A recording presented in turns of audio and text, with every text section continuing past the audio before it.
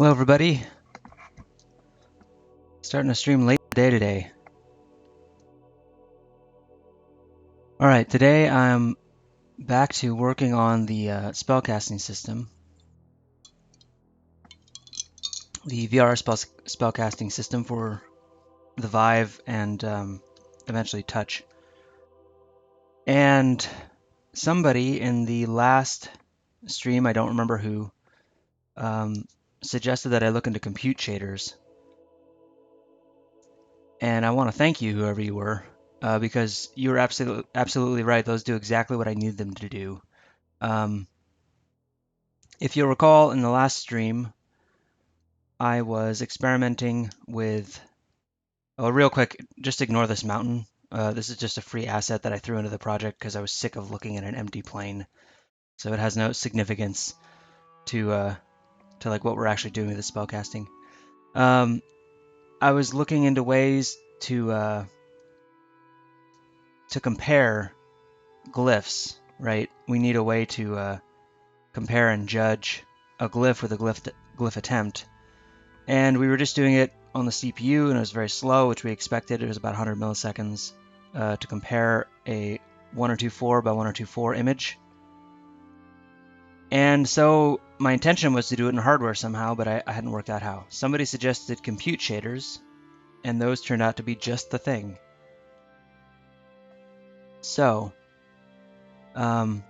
quick disclaimer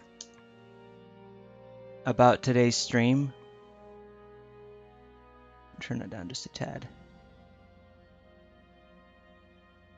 I only learned what compute shaders were, like by name, a couple days ago. I've only been noodling with them for about an hour and a half, starting yesterday morning. So take everything I say today with a grain of salt if you don't already know everything about compute shaders.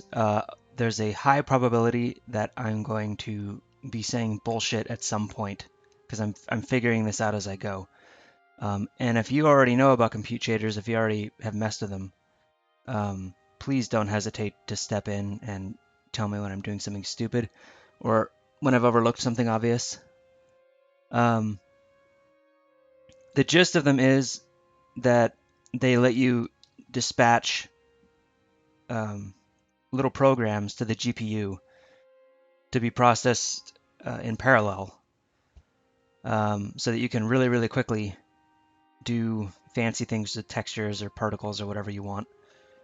And because it's all done in parallel, there are some limitations on what you can do. There are some irritating limitations, but it's very, very, very fast. So this is exactly what I was after. I just didn't know how to do it at the time. So what I've done here is this recreates the functionality that we saw in the previous dev stream, where I was comparing the two images and calculating the difference between them and putting that in a result. So our glyph analyzer class has changed. We've got our attempt here, our glyph attempt, which is this texture. Just something that I drew in Photoshop. And then we have our glyph template, which is here, which is a lot cleaner, obviously. And so the goal is to basically do this, to do a difference blending mode on them so that we see where they're matching up and where they're not matching up. The goal is to do that without it taking 100 milliseconds. So I'll show you what we've got so far. I'm going to reduce these down to 64 pixels. You'll see why in a moment. And what will happen is I'll press start. Ignore the reduce result for a second. I will create a comparison result render texture at runtime. I will take our compare compute shader and set our textures. We've got the attempt, the template, and the result, which is a render texture that it can write to. And ignore this. Finally, we'll dispatch it. And then we'll display the result on screen. So today's going to be pretty dry. I'm just going to be messing with these compute shaders all day. You're not going to see a lot of, drawing and fun stuff. That'll probably come in the next stream or two. But here is what we've got so far.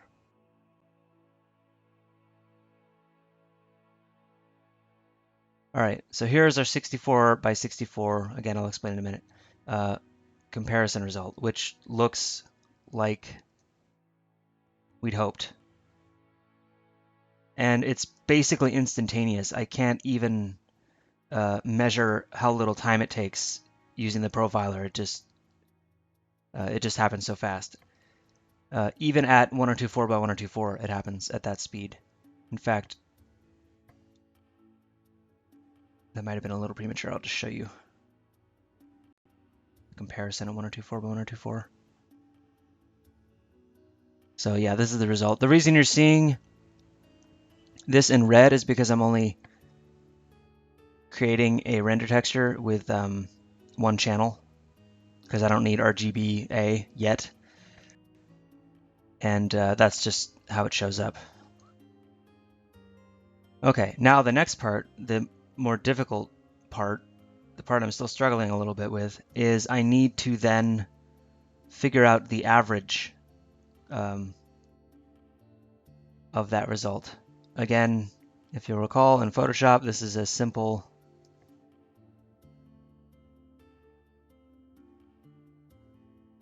as doing that. This tells you, we're basically using this as criteria to judge how well you did in terms of matching the two glyphs. If the two glyphs perfectly match, the result will be 0.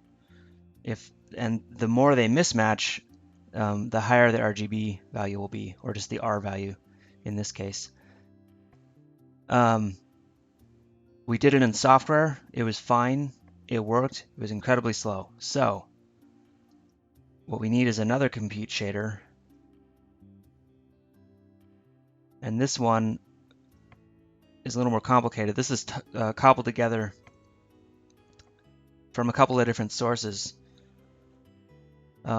Texture reduction is, there are a lot of different ways to do it, I've discovered.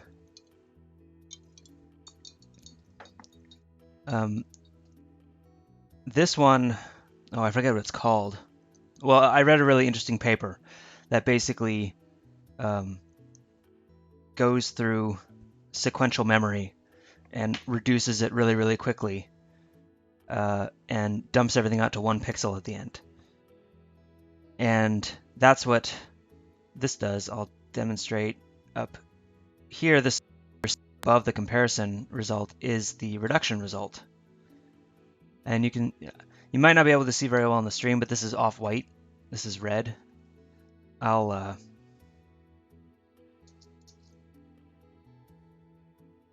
multiply that just so it's a little clearer.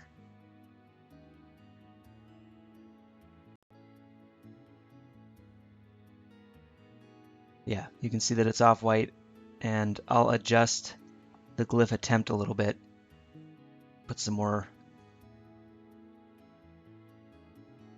nonsense in there, and you'll be able to see that it was brighter than it was. See, quite a bit brighter. So that indicates that there's a higher failure rate. And what this has done is it's taken the 64 by 64 image, it's downsampled it by half, by half, by half, and all the way down to 1 pixel. So basically what is happening in Photoshop, except instead of applying that average result to the whole image, you're just applying it to the 1 pixel. And now I'll explain why I reduced these images to the size that I did. I'll bump this up to 128. If you'll notice,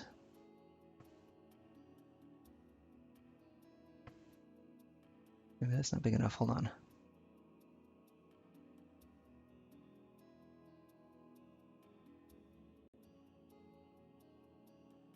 I know this is a lot of catch-up work. It's a lot more fun to it's a lot more fun to watch what's happening as I'm doing it, but this is a lot of boring experimentation. It was, like I said, it was like an hour and a half, 2 hours of just fumbling. And I wanted to demonstrate this working on a larger image, but I think, oh, I think I might have, yeah, possible. Well, basically, what I wanted to show you was the larger image with this one pixel in the very corner. In DirectX 11, and again, warning, there might be bullshit in what I'm saying. In DirectX 11, when you dispatch a compute shader, you can only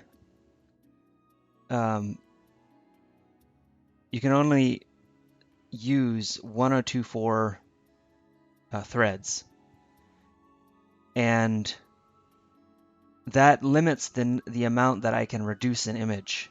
A 1024 by 1024 image only gets reduced to, what was it, 16 by 16? It's something like that. I forget the exact math. I think this limitation might not exist in DirectX 12. I'm not sure. But because I don't think I want to have DirectX 12 as a minimum spec, I'm going to just reduce this image in multiple passes so that we get from 1024 by 1024 to 1 by 1. Because 64 by 64 is a little small, you can see. Like there's not enough detail in there for when we're actually going to be painting like we were earlier. So that's what I'm going to be doing today. I'm going to be bumping this back up to full size. Oh, I know what I'm doing. I wasn't, this will help. I was creating a 1 by 1 render texture, so of course.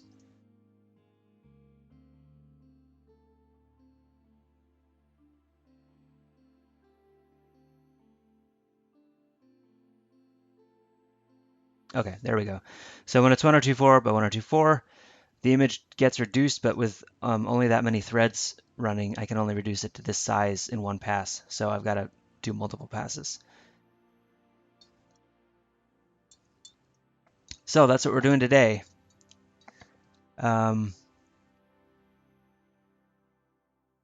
Yeah, let's do that now.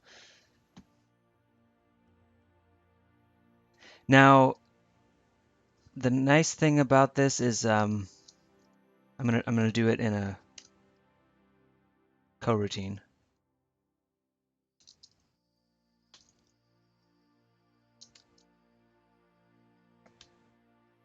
The thing is, we don't necessarily need this to happen fast, and what we're trying to avoid are frame rate hitches. We can't have any action take more than 3 or 4 milliseconds, absolute max.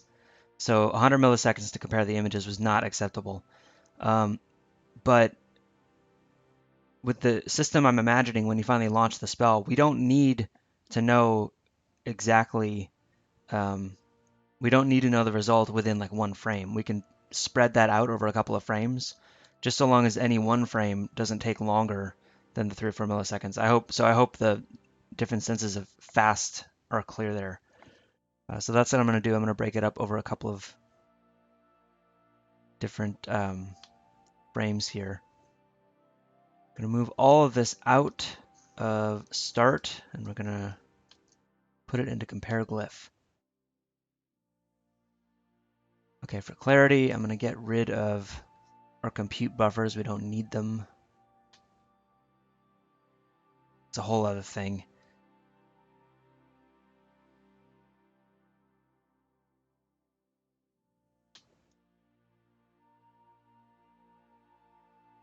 Okay, we've got our compare shader, we've got our reduce shader, we've got our compare result pass 1.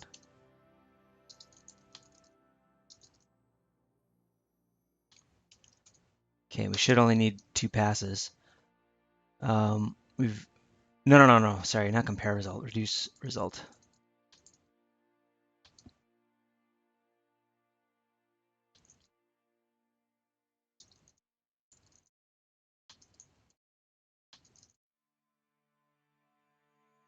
Okay.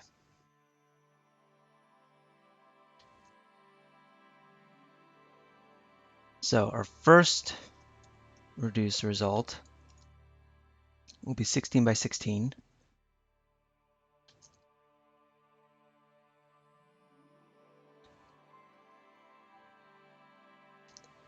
Our second reduce result will be 1. Let me check the chat here. Okay, nothing yet.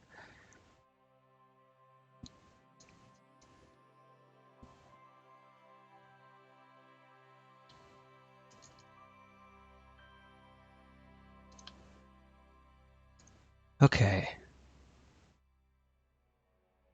Our reduce shader, we're setting the texture to the input texture to compare result.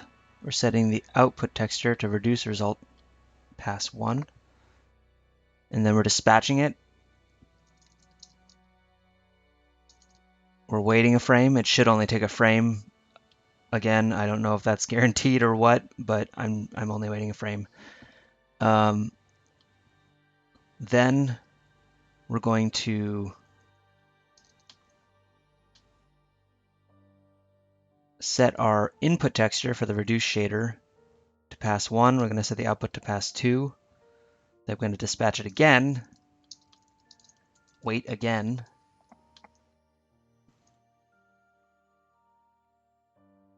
and then finally we are going to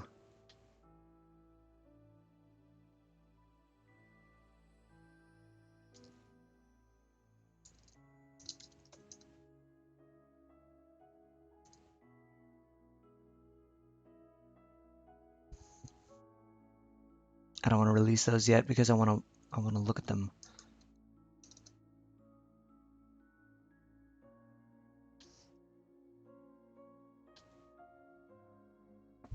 This complicates things because I want to be able to test these things. All right, so we have to make sure that we release all of these render textures or it'll be ugly. But we don't know if they'll actually be created.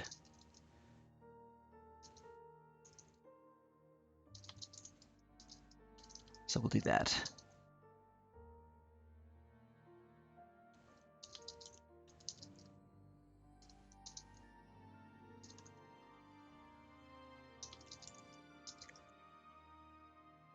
Boy, 6 o'clock for me. I'm having trouble. Normally I like to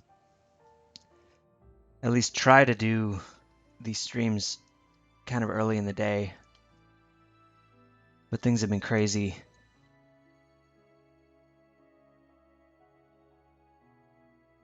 So yeah, again, if you see me just nod off, just wait a minute. I'll wake up in a few minutes. Okay.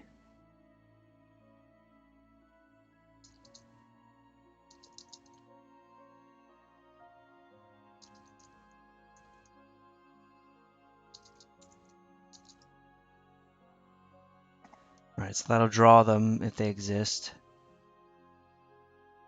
Okay. So we create our compare result, la-di-da-di-da. We have to make sure that we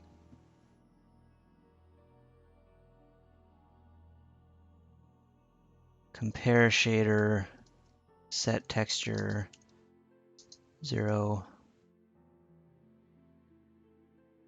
attempt.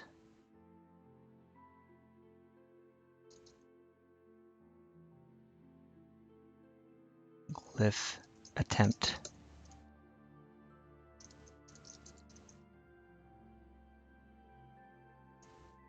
Template. Here we're sending all these textures to the compute shader. Okay, result.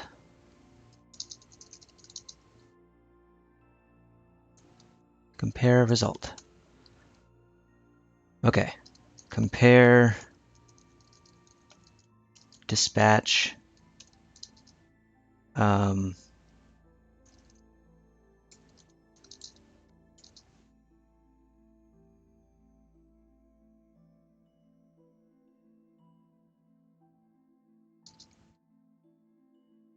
Okay. And then we'll wait a frame for that comparison to take place. By then, we should be good to pass it into here. Okay, let's see what happens. So what should happen is we should hit play, and then we'll see. Let's see what order I did this in.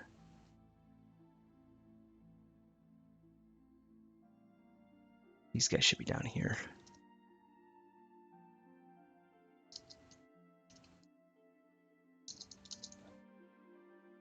We'll see the comparison result in a square. We'll see our first reduction pass here, and then we'll see our final reduction pass, which should just be the red color down here. So let's see what we see. It's probably not going to work.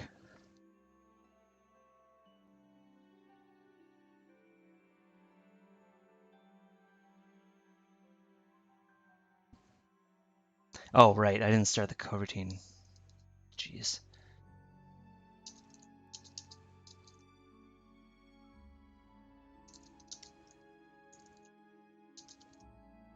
Okay.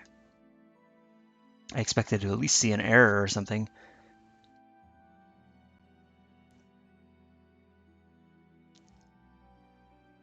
Okay, looking good. We got a comparison, we've got our first pass reduction, and here's our second pass reduction.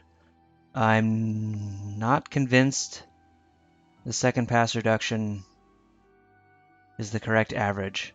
Let me bump up the size of this second render texture. I think it might have only reduced it to 4 pixels.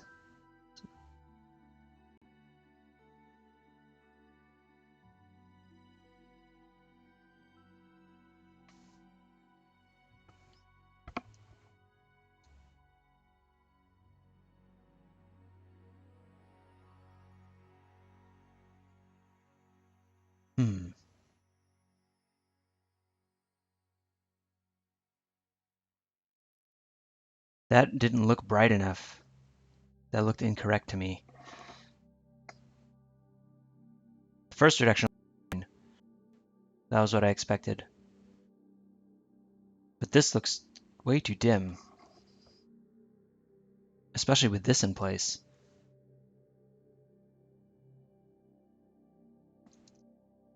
Let me turn that off and look at the first pass.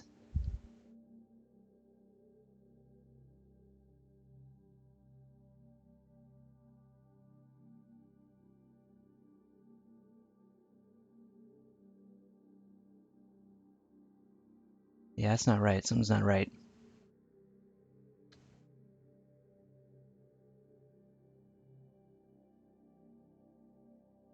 I'm gonna bump these down.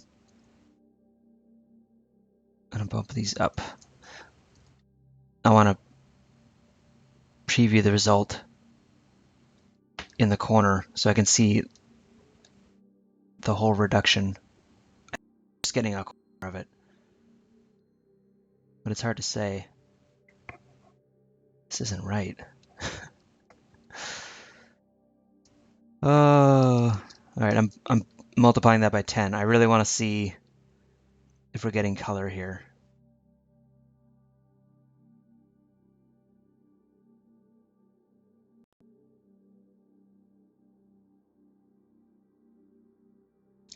Oh yeah, oh yeah. Oh, this bloody you may now put on your headset thing. Hold on. Blech. Steam VR.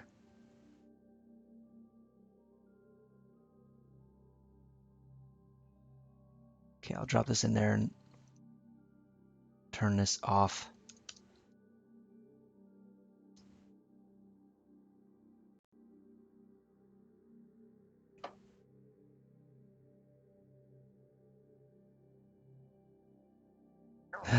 Okay, fine. I'll do it horizontally.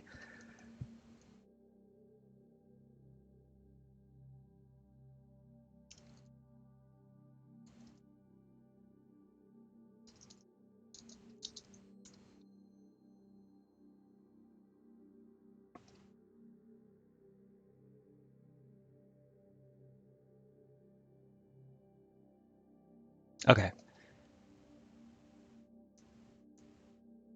Well, it looks like it's doing okay. It looks like it's getting reduced.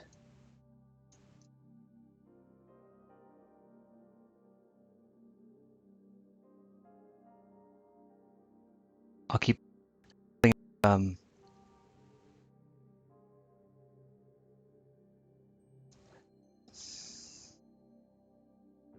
I'll keep bumping things back to where they're supposed to be until it looks correct to me.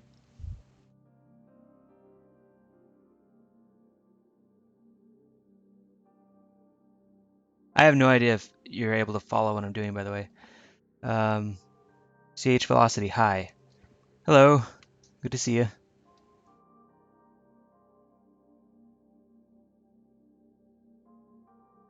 Let's bump that way down to 4.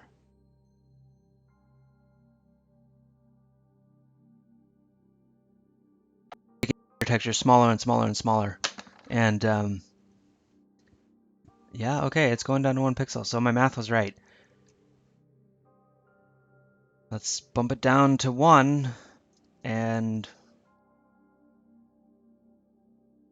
maybe I was wrong. Maybe by just eyeballing the output.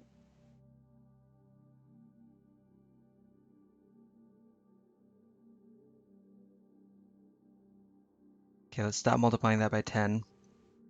Let's see what it says now. This should be the real from top to bottom. Comparison, reduction, and okay, I can see a difference here. So maybe that just is true. You know what? I'll just verify it, just for my own satisfaction here.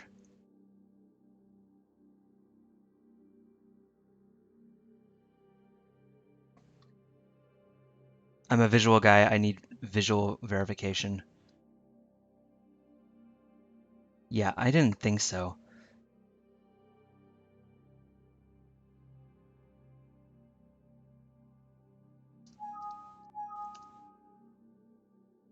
I just averaged that reduced image in Photoshop and got a value of 47. And when I look at the value here, it's a value of 3.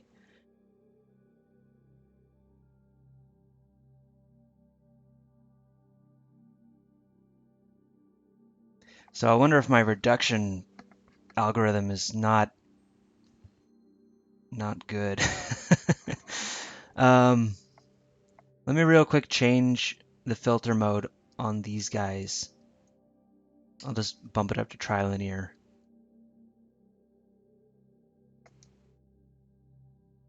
This is just a hunch. Even if this does, I don't think it would actually be a solution if the algorithm is wrong. That doesn't seem to help. Okay. That's too bad because when I was doing it in one pass, the results I was getting seemed about right. When I do it in 2 passes, something fucks up. Let me just verify.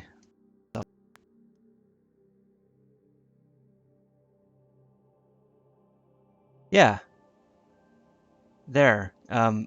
What I just did was I bumped the image size down to 64 to see what the result would look like if I reduced it down to 1 pixel using this reduction algorithm. And just eyeballing that, that looks like about 47 to me.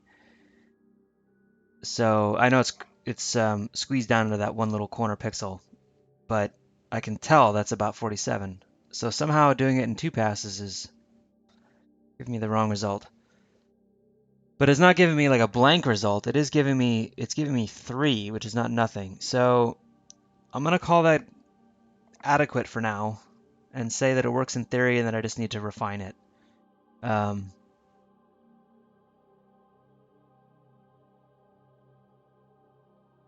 Yeah, you'll notice that when we do this,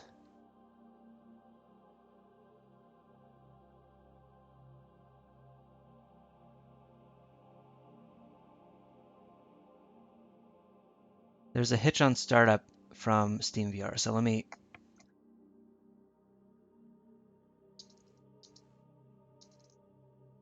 just to make this totally crystal clear, let's wait for 5 seconds before we actually submit this.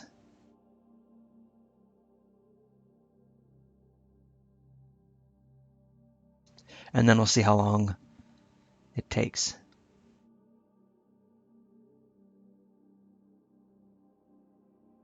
Okay, what are you, my friend? Canvas will. We're not even there yet. Okay, there it happened.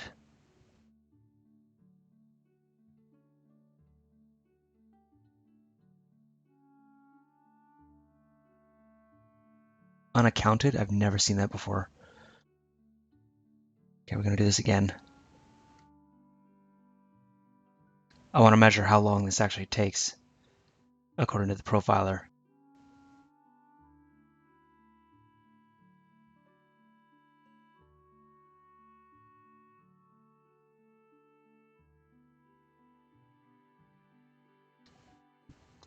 Okay, glyph analyzer. Compare glyph. Compute dispatch. 0.96 milliseconds. So that's quite a bit better in terms of comparison speed here. Like each compute dispatch, even if I wasn't waiting a frame between each of them, that would still only add up to like 3 milliseconds. So we're under our limit there. That's great. Now there's an interesting problem. Let's assume everything is perfect. Let's assume we're not running into that weird problem where the second scaling pass returns a result that's a little bit funky. Let's assume it returns a 47, just as we expect. How do we know it's a 47? Like I have to get that value out in order to judge the effectiveness of the spellcast, right? Like that's the whole goal of doing this whole comparison and reduction thing. We're trying to get one value that we can use to judge how well the player performed, which in this case would be,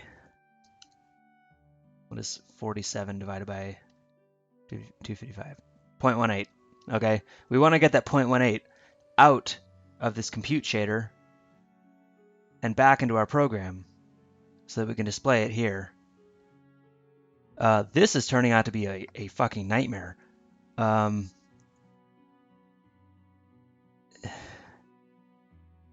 And it ends up putting us in almost as bad a spot as we were before we were using compute shaders, because the most obvious thing that I would try to do was to simply read the pixels from the render texture. The render texture that we're using in the end is a little 1 pixel by 1 pixel render texture. How are you? I'm well, thank you. Despite my issues with compute shaders, I'm doing well. A little tired, but that's what I get for starting a stream so late in the day. So yeah, I thought, well, I'll read the pixels on the render texture. But of course I forgot, and I ran into this on Frontiers. Reading the pixels on a render texture holds up the main thread until the GPU is ready to let you do that. So you can end up with like 10, maybe not 20, but I mean a significant delay.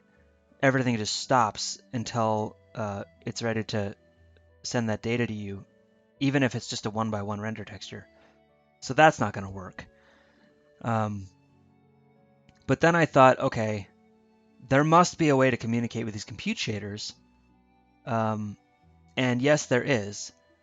There are things called compute buffers, which is just an array of objects, right? Whether they're floats or integers or whatever, that you can send. You can send that off to the compute shader, and it can use it in its calculations. So if you wanted a compute shader to like deform a mesh or something, you can send the mesh vertex positions off to the compute shader in one of these buffers. It can read it, and then depending on the kind of buffer that it is, you can retrieve that data back from the GPU and then use it in your mesh or whatever you want to do.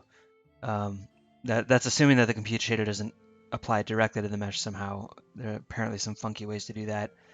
But in our case, all we want is a single value. We just want a single value, specifically this value.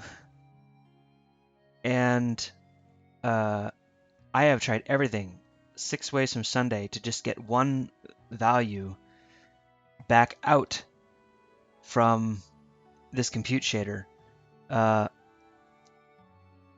You can see little like remnants of attempts here. And again, I didn't get very far. I've only been doing this for like a couple hours, like I said. But one thing I tried because it wasn't passing floats back and forth was creating a struct with a single member of type float. Apparently that's one way to get around glitchiness here.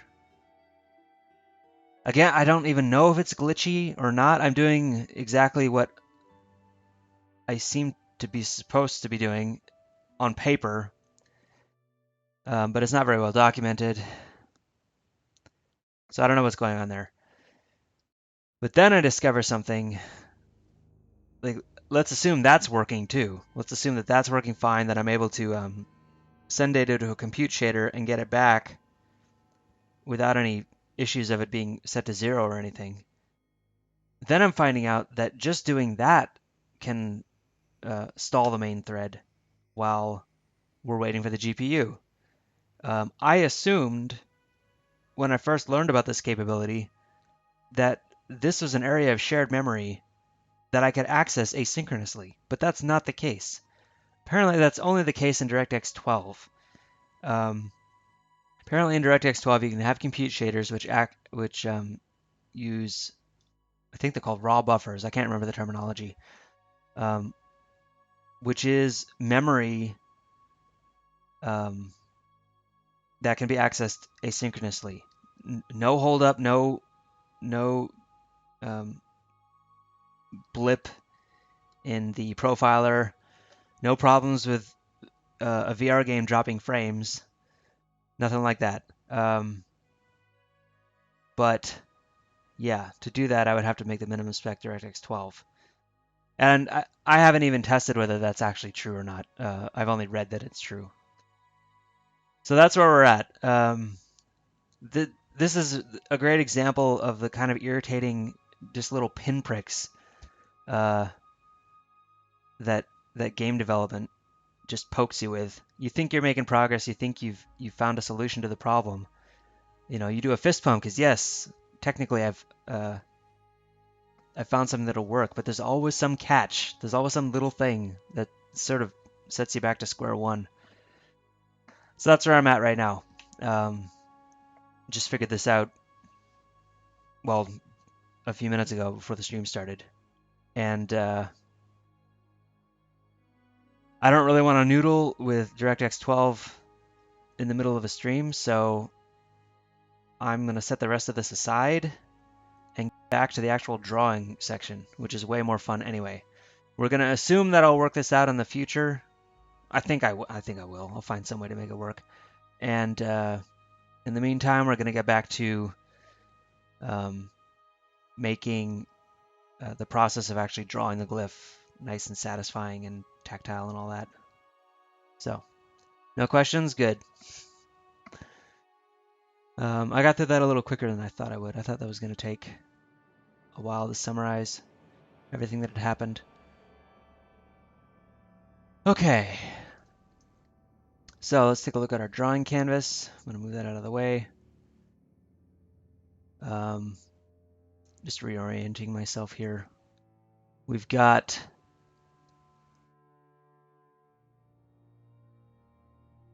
a spellcasting border here, right? And then we've got the spellcasting glyph here. And this needs to be set to our render texture.